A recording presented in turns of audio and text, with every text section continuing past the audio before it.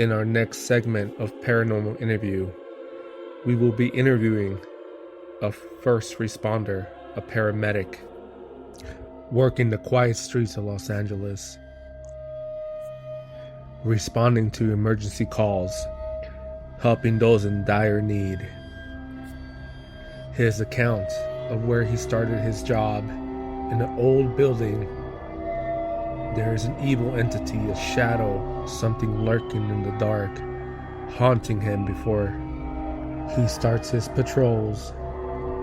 This are his accounts of a haunting.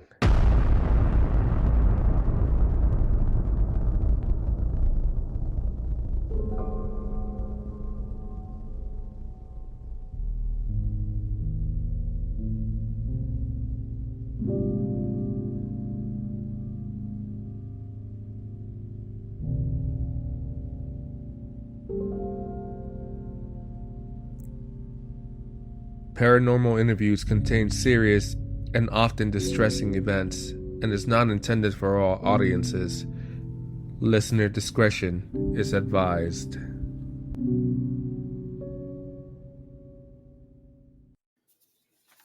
Good evening to all of our listeners, and thank you for joining us for another episode.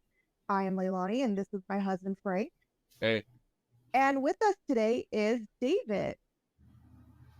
How you guys doing? So, David happens to be a longtime friend of Frank. So, how long have you guys known each other, Frank? Too long. Well, Wait. we don't need. I've known David since middle school, since we were kids. I really don't remember how old we were, but I just remember we're kids. Yeah, middle school, around there. We live close by, so yeah, one of those things. That's how old we're getting. We don't even remember when we met. Forgot how old was I when I met David? Probably like what, 15? I think so. Yeah. No, I think you were 14 when you met him. Okay. Around there, yeah. Yeah. Middle school for sure. Now you were in high school. Yeah, when I met you. So, all right. So I hear you have a scary story you'd like to share with us. So let's get started. Yeah. So I had a little bit of a journey in emergency medical services. I guess it started in September 11. I was in the 10th grade, and guess that resonated with me, and I just wanted to be able to help out if something like that ever happened again. So right after high school, I completed a Wildland Fire Academy in 2005 while I was getting my my EMT certification. Completed all that in 2006, right around the same time Frankie shipped out, around there too, right? Yeah, I joined the military in 2000 and towards the end of 2004, early 2005. Yeah. And I was just seasonal wildland up there, just pretty much like kind of like a National Guard once every month or two, and 2 months out of the year, mainly in the summertime where the fire season was at its highest peak, but nothing really serious over there. So pretty much when I got my my EMT certification, I got hired by a company in Carson, California, and it was Station 20, and I was there from 2006 to 2013. And right within the first 2 months I was there, they moved into a new building, a very very large building, and the rumors in this new facility was it was Russian owned, and it was recently confiscated by the feds. So we always used to make jokes that there was like bodies and money buried in the walls and stuff like that. And pretty much the weird stuff started happening as the months went on. I mean, you had staff complaining of seeing shadows, hearing voices and footsteps. And I actually had a lot of experiences in the restroom of all places. Imagine, standing. Well, Frankie could imagine standing at a urinal after midnight and just getting growled at. Like, that's ridiculous, Or I'd be sitting on the john at 5 a.m. and I would hear like taps or footsteps in the restroom, and there's like you can hear a pin drop. There's nearly nobody there.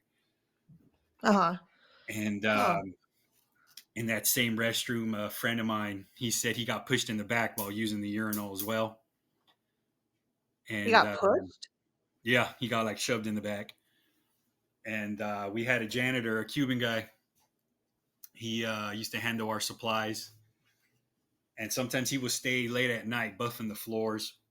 And he told me he used to, same thing. He used to see things, hear things, and shadows and stuff. But I thought what was that?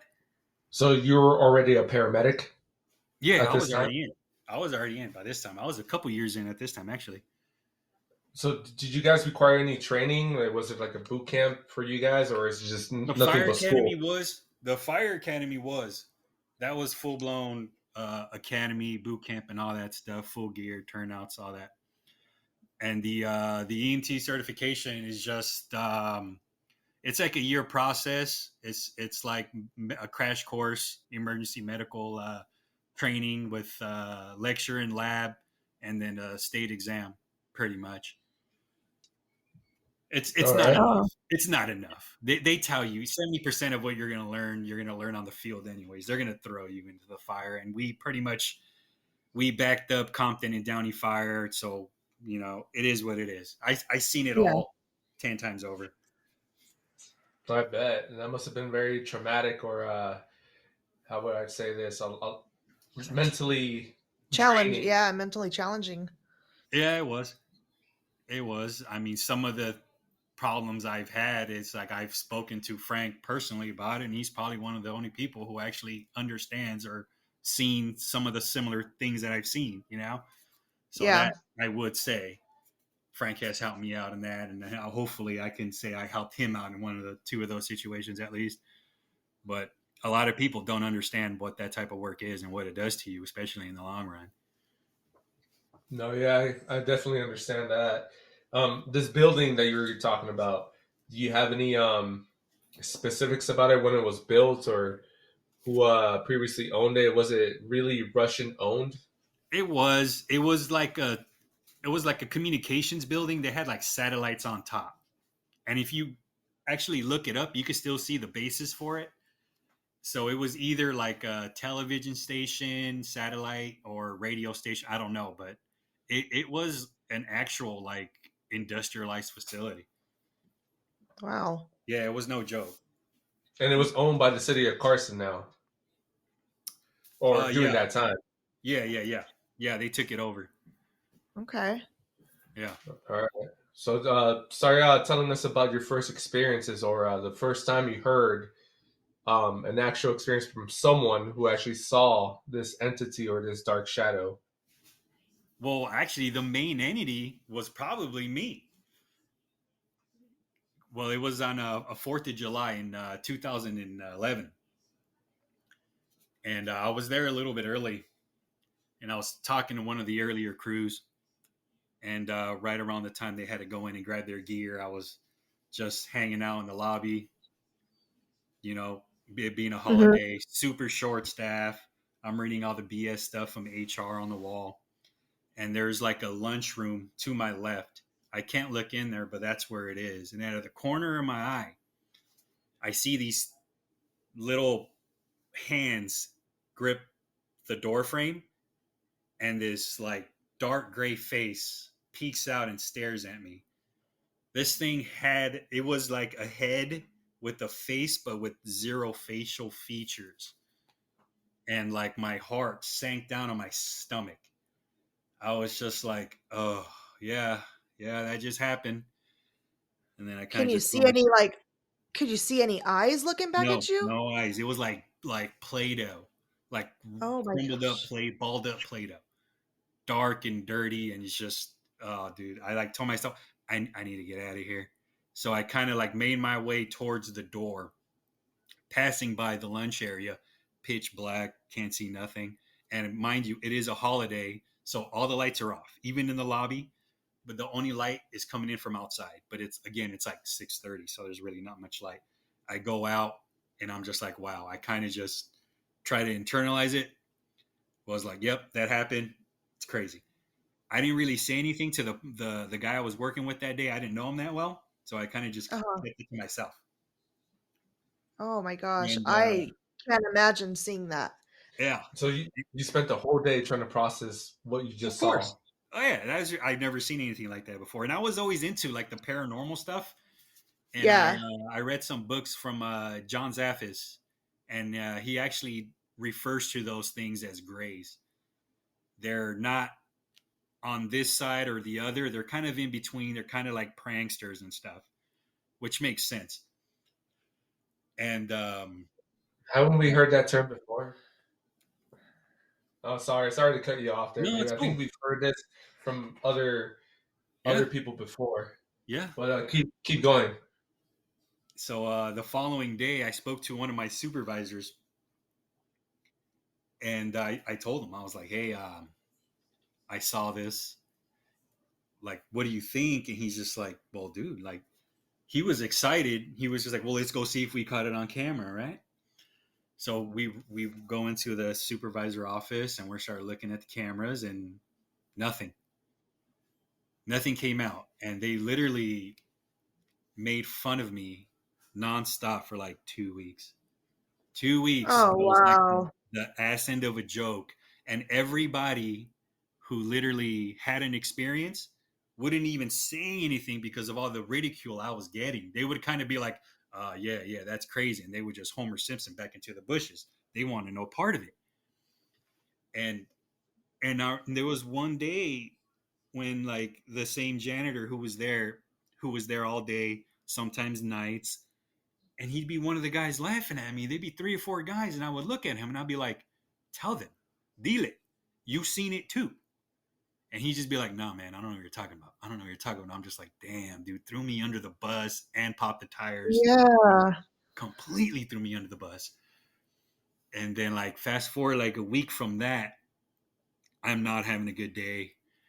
I'm just walking in, and then another one of my coworkers comes out and he starts, screaming out my name, Chavez, Chavez, Chavez, and I'm just like, "Dude, I'm not with it today. Just not today, not today." He's like, "Shut the fuck up, not today." And he Yeah. goes, "No, you're not crazy. Somebody else saw the same thing."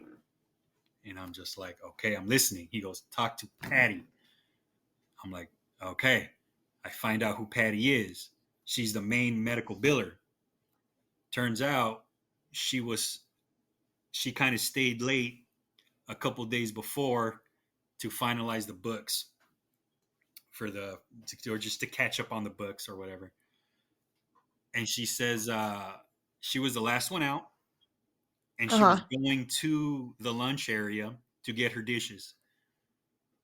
And the doors in the building have windows, right? Little rectangular windows so you can see if anybody's there. And she says she clearly saw who she assumed was a coworker walking into the lunch area. So before she opened the door to get into the little lobby area, because that's where the lunchroom was, that she saw somebody turn that corner and go in there. So she's like, "That's fine. There's somebody in there. The building's on 24-hour operation. It's not uncommon." She goes in there. It's pitch black. Turns on the lights. There's no one there. So she's just like, "Wow." Turns out that guy's not crazy after all. So then all the ridiculing for me kind of stopped. And now people started coming out saying, "Yeah, you know what? This has happened to me. I heard this. I heard that." And then right after, one of our dispatchers, our night shift dispatcher, was saying that one day she saw something black crawling on the ceiling, and Whoa. it freaked her out. She literally called in one of the crews who was literally sleeping at night, which is terrible. Uh-huh. You don't do that. She woke them up and told them to come to dispatch, and told them to kind of walk in the back area because it's pitch black. She goes, "Just tell me if you see anything there," and they're just like, "No, man, we turned on the lights. There's nothing back there." But she was kind of freaked out. Well, But yeah, to see something crawling across the ceiling, like how yeah, big are we talking that this thing was? I don't know. I mean, she said it was like a small, like not as big as a human, kind of like a dog almost, but kind of like walking on the stage. I mean, I don't know. I had another coworker kind of stepped up to me. She said she was in the crew's quarters. She was asleep, and she said she felt somebody sit on her bunk while she was sleeping, and she woke up pissed off. She was just like, "Oh, what the fuck? That's like a huge no-no," because she was running hard that night and woke up and there was no one there to scream at, and she's just like, "Whoa!" Like, Wait. You guys had bunks over there? You guys slept inside that building? Yeah. Oh, I had no idea. Yeah. Well, yeah. I mean, they're on 24-hour watch, so it is. Yeah. We are entitled to sleep, Frankie.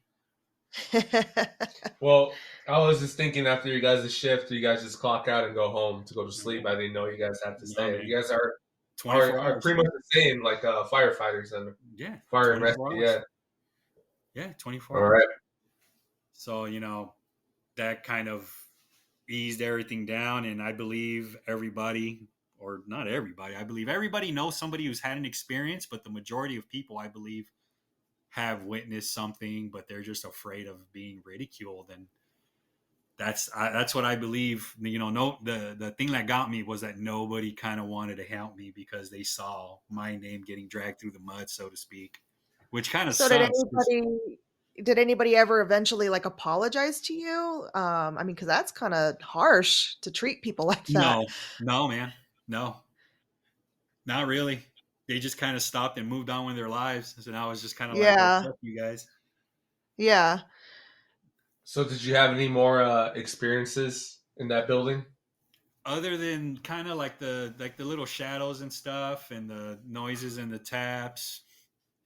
Yeah, there was this one time I was working just a day shift, and I think my partner called in sick or something like that, and I was waiting for some guy getting off at 24 who just wanted some more hours, and I'm kind of just parked in the background in the corner, and out of the corner of my eye, I see like this guy. I can just describe him as like a Kurt Cobain looking dude, kind of like a white guy with the flannel, kind of like a gray face with wet hair. He's just standing there looking at me. And I knew this is like after all of this stuff has already happened. And I'm just like, I know once I look, your ass is going to be gone. So I look, and lo and behold, and he's gone. I'm just like, yeah, son of a bitch, like he's gone. And then wow, that's chilling. also, we had a training supervisor. He had like a giant glass window overlooking the training room, and he said one day he was just on the computer, and he's just like looking through. I guess he saw like a shadow or something, and something caught his eye, and he's just focusing out the window, and all of a sudden he sees this giant black shadow like run and hit the window, kind of like a boom right on the glass, and that freaked him out. But, oh my gosh! I mean, there was a bunch of things that happened in there, but that's yeah. Whether it was in there, whether we brought it there, like it is what it is. You can't do anything. Wow. Yeah. So it's just a constant running into a spirit every day. Like that's crazy. I think there's more than one. It's whether it stays in the ambulance and gets out, or whether it was in there to begin with. I mean, we'll never know. Yeah. Oh, and the thing on the wall is what's really getting to me. Like I was just thinking like Resident Evil vibes. I don't know why. That just came to mind. The liquor? Yeah. That's what I think. Yeah. That's weird because I saw that movie at David's house too. So, oh, really? Yeah.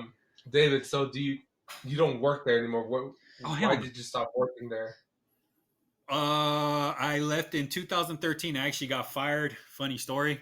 My partner, bit of a ladies' man, flirting with one of the dispatchers, and I guess one of the supervisors was kind of had the eye for the same dispatcher, and I guess he made up some story about me and him slacking off, and pretty much did what he had to do to get rid of him, and I was just pretty much working with him, and they just canned me along with him. But it is what it is.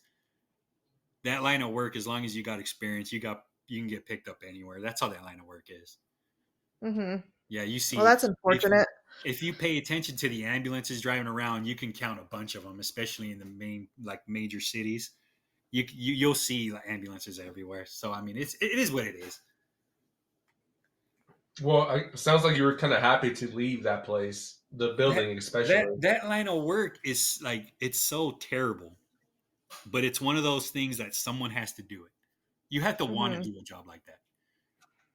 You don't fall into that. Well, I can imagine you're already stressed enough with the job and then having to deal with spirits all day, like, poking at you and peeking at you. Yeah, like you can't even Yeah, use the restroom in peace. yeah, no, yeah, that's fair. It wasn't every day. Like it would happen once in a while. I mean, granted, I was there from 2006 to 2013, so I mean, Yeah. it happened here and there, and even if it like did happen, like I probably just ignored it most of the time. So did everybody else. It was Yeah. nothing new at that point. Learn to live with it, I guess. Yeah. Yeah. Well, do you know if that building is still owned by Carson? Do they still have paramedics there at that building? No, no. They're all moved out. I actually was looking at it earlier, and no, it looks like it's completely something different. Yeah, that outfit's gone. Wow, wow. Yeah, the So you're actually the actual like Facebook page, nothing's been up since like 2016, and that was an Orange County post. But yeah, no, they're gone. right. All right. Well, it sounds like this building is good riddance. I mean, to whoever owns it now, I guess they're dealing with it.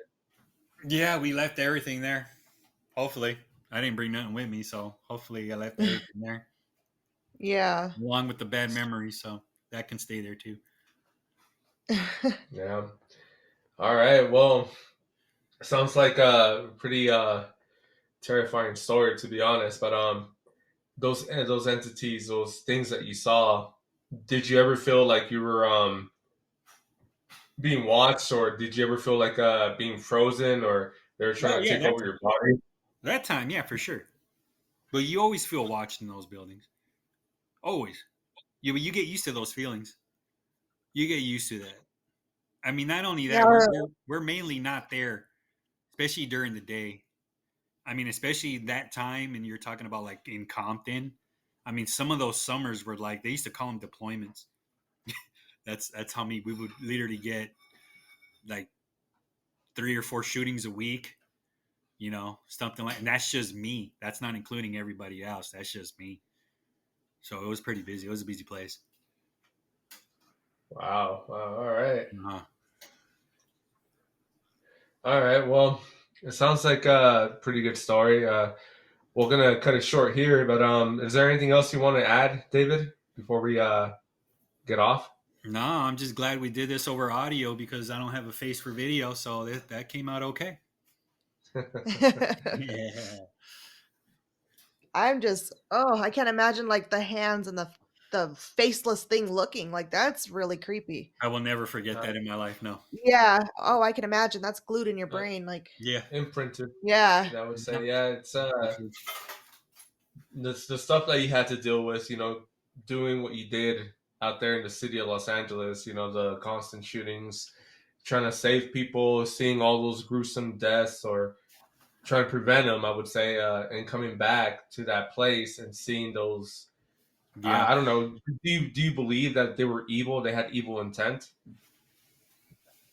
I don't know if you would say evil. If anything, you could say lost, or maybe like they were described earlier as just tricksters.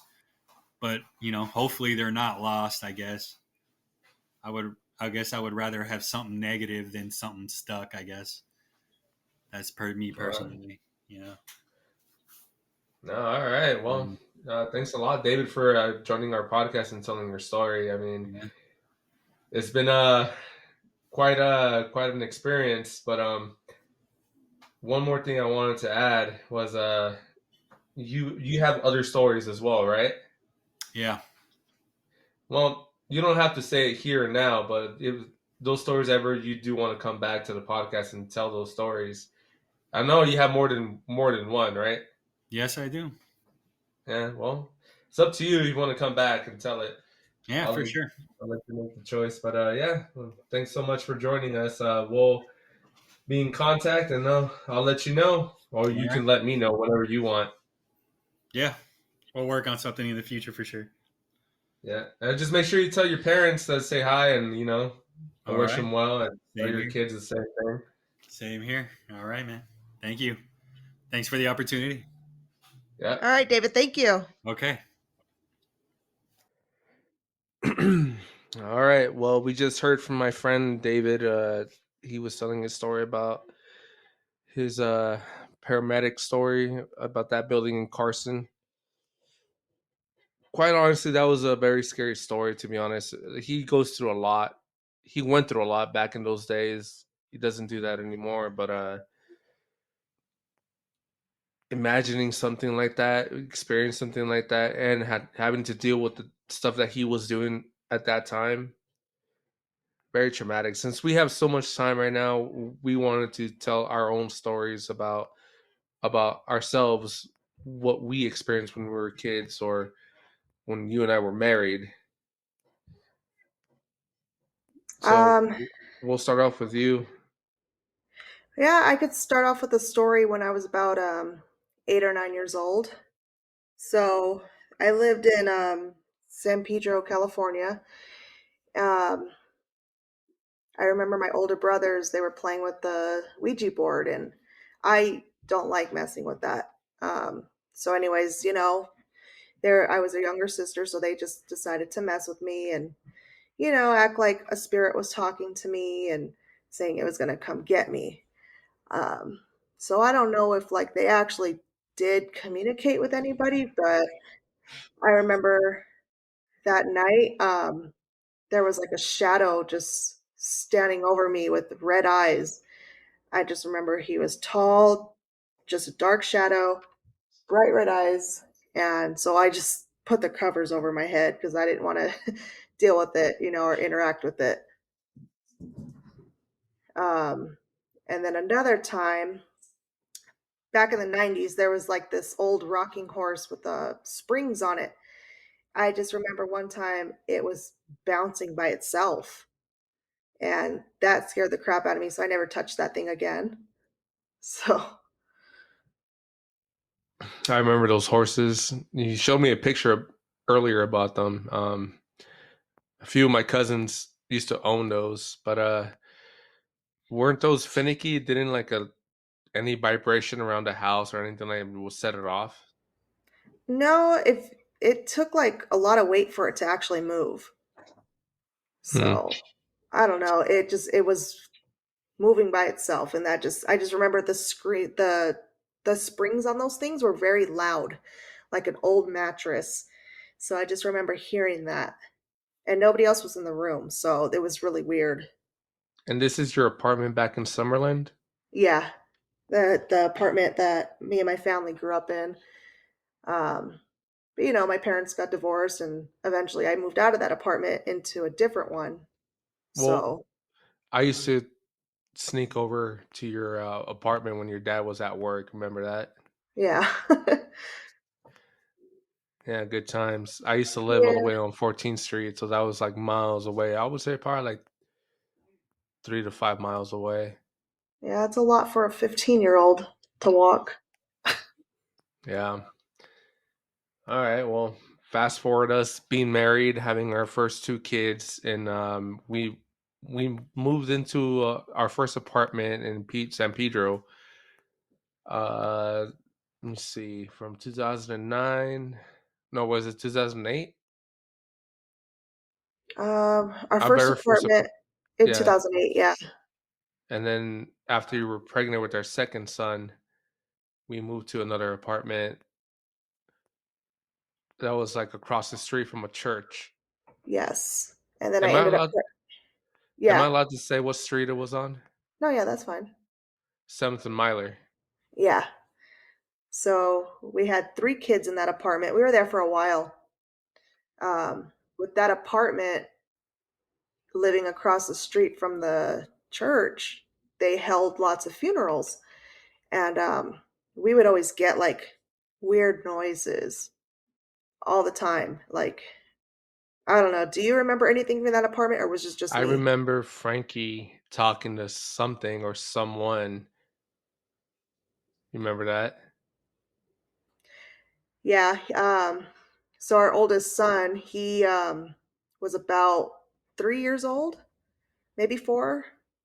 I don't know. But anyways, we were laying in bed and I just remember him giggling. And I'm like, what is he doing? So I went to the next room to check on him, and he was sitting up, staring at nothing, and just talking and giggling to no one there. So I grabbed him and brought him into bed with us, scared. And he just kept saying, my friend, my friend.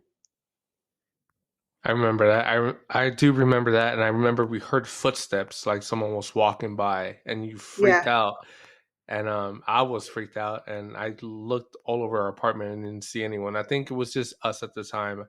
Your yeah. mom was living with us at the time. I don't remember. No, she wasn't living with us at the time.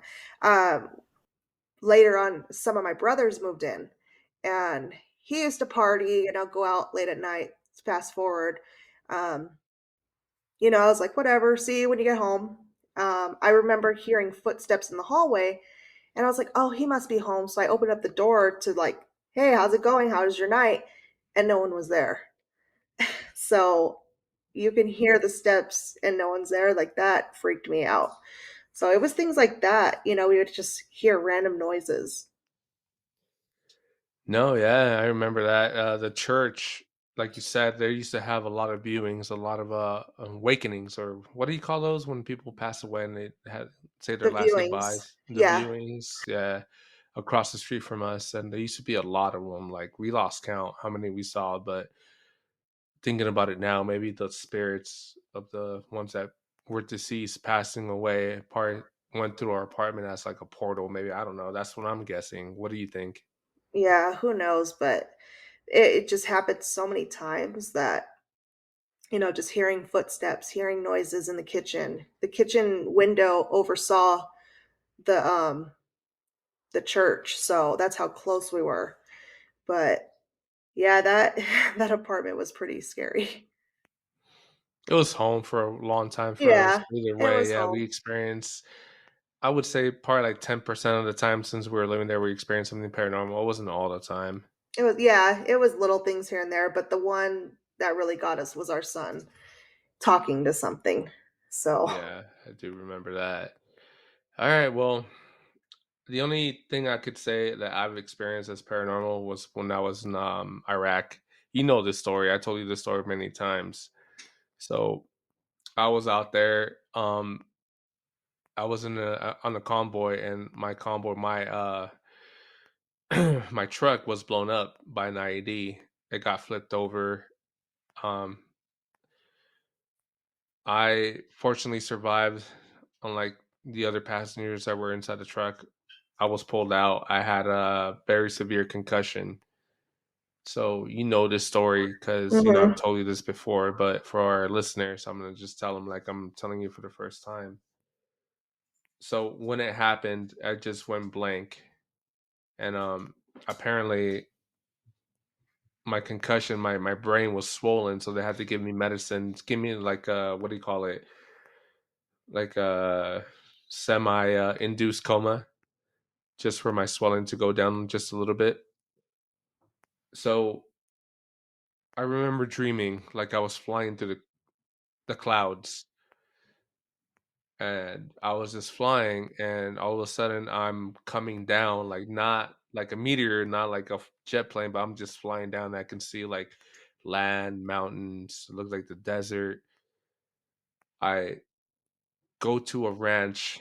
It looked like a ranch. There was a house and a side house in front of the house, like a saying like the house has a front yard, and the front yard has like this little shed. And I landed on the front yard, and I started walking towards. I wasn't really walking; I was more like floating. So I was floating to the front door, and all of a sudden, my attention goes to the left side, and there's this elderly man wearing a hat. He was wearing it looked like coveralls or like something old fashioned people from the 1950s, 1960s used to wear, farmers. He had a hatchet, an axe, I would say. He was cutting up wood, and I was floating closer and closer to him, and I can see him working, just chopping up wood.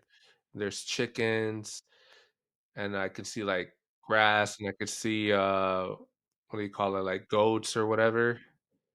So he had like his own pens. He had everything over there, and I'm getting closer and closer to him, and he's like taking off his hat. He had a rag, and he was wiping the sweat off of his forehead. And he sees me coming towards him,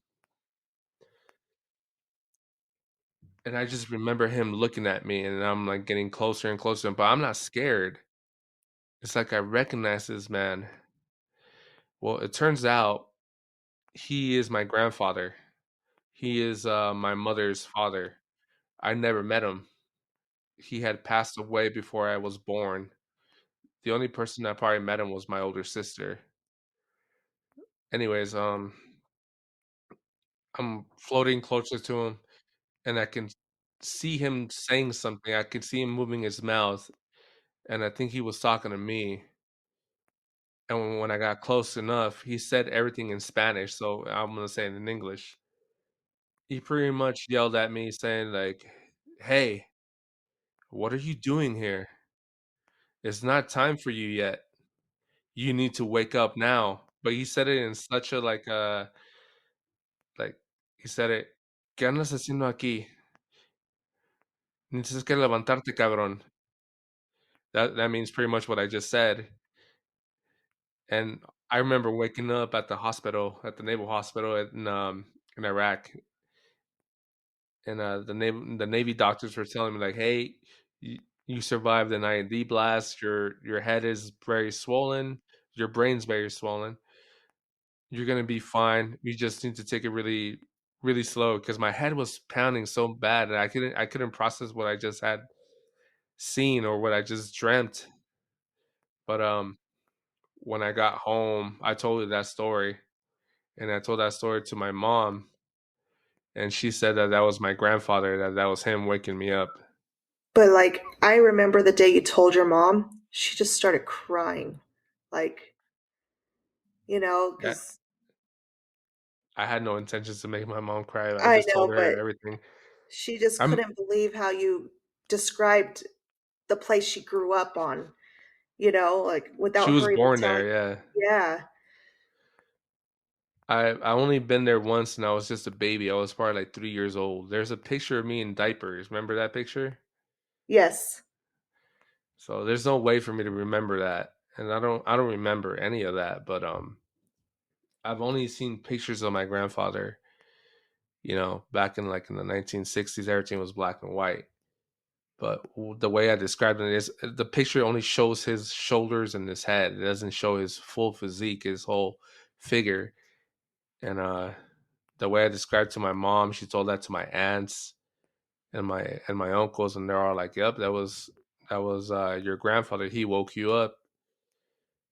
So it was I don't know. I wouldn't say paranormal, but it had some elements of the paranormal. Yeah. Seeing someone who you never met, who was a relative of yours, because you know me, I do look like my mother. I do come from her side.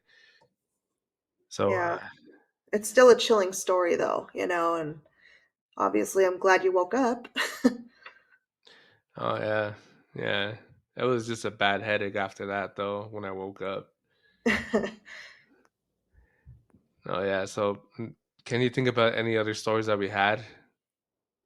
Um, honestly, I can't. I mean, just from recent with the whole ghost adventure thing we've been doing so far, and but as a kid, I didn't have too much. Just those couple experiences I shared.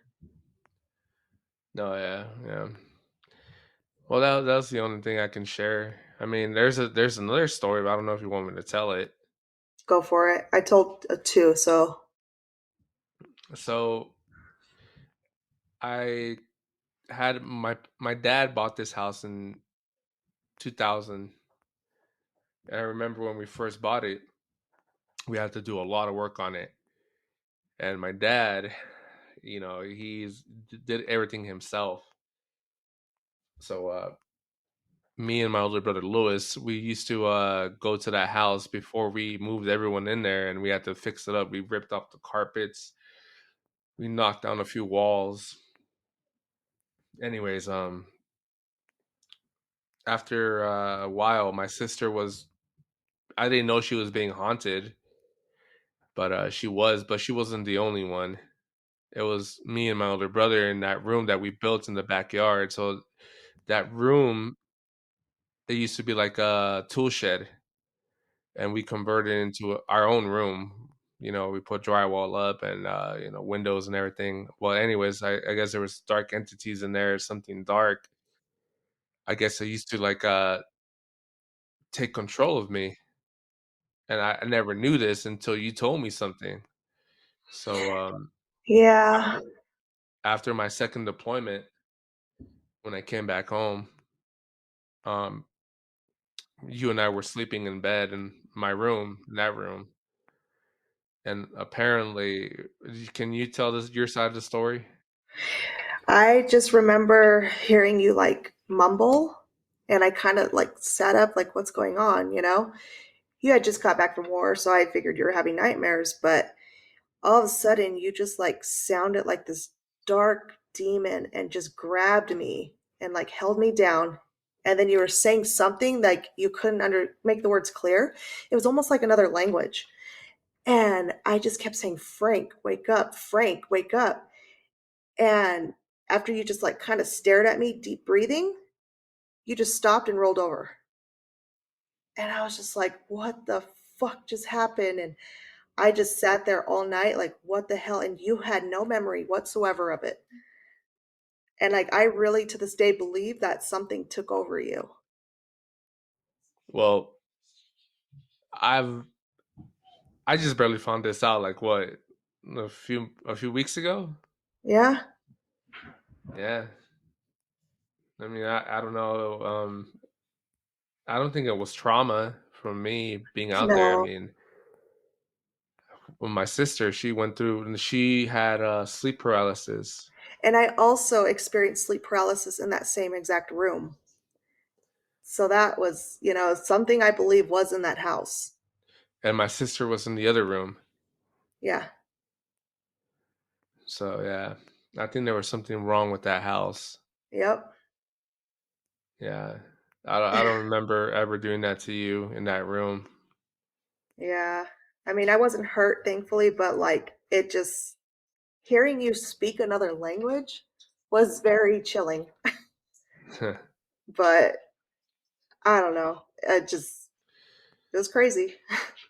Yeah, yeah, that kind of like shocked me. I mean, to be honest, I feel kind of like violated now, but I'm just glad I didn't hurt you in any way, shape, or form. You felt violated. I'm just kidding. We have four But kids together. Come on. I know.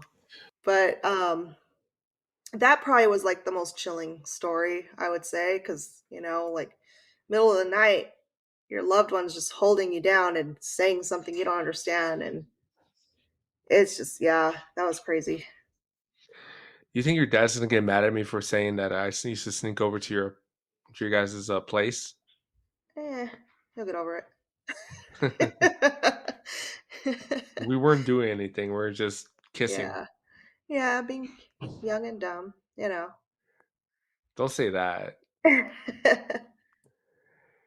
Chris. I didn't do anything. I swear to God. All So, right. Well, let's anyways, just let's just end it here. yeah. But anyways, thank you guys for listening to our stories. Frank's was more chilling than mine, but either way, we have little things here and there. So if you have anything you want to share, reach out to us on our Instagram, um, paranormal int 24. And if you ever want to be on the podcast, let us know. But yeah, follow us on Instagram if you can. Send us a message. We have less than 100 followers right now. If you send us a message, we will read it and we'll respond like in a timely manner. So we have a few things coming up. What is that place called that we're going to? Um, Hold on.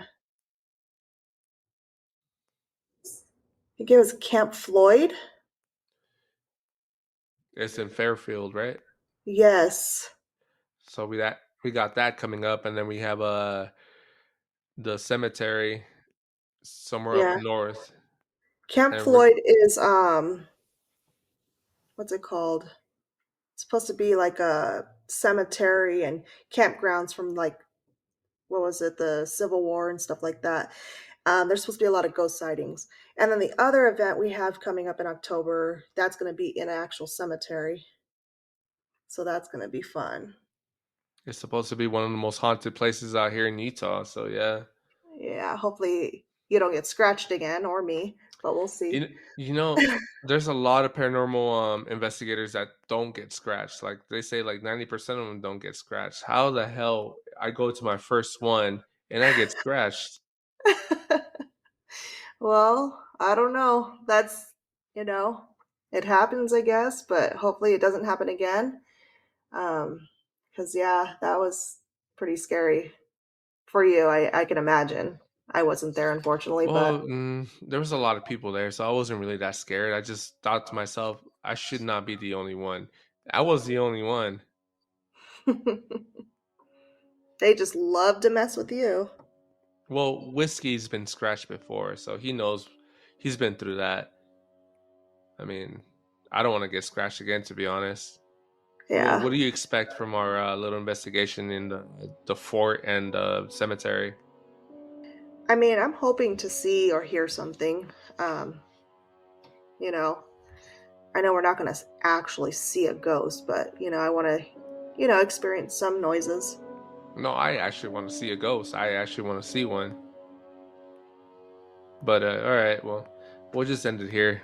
For Yeah. our listeners, just please listen to our podcast. Give us a rating, give us a comment, let us know what we're doing correct, what we're doing wrong. Give us some positive feedback, some negative feedback. We just want to hear from you guys. So, yeah. Hopefully you guys had a spooky episode. Thanks for tuning in. We really appreciate it, guys. Have a good night.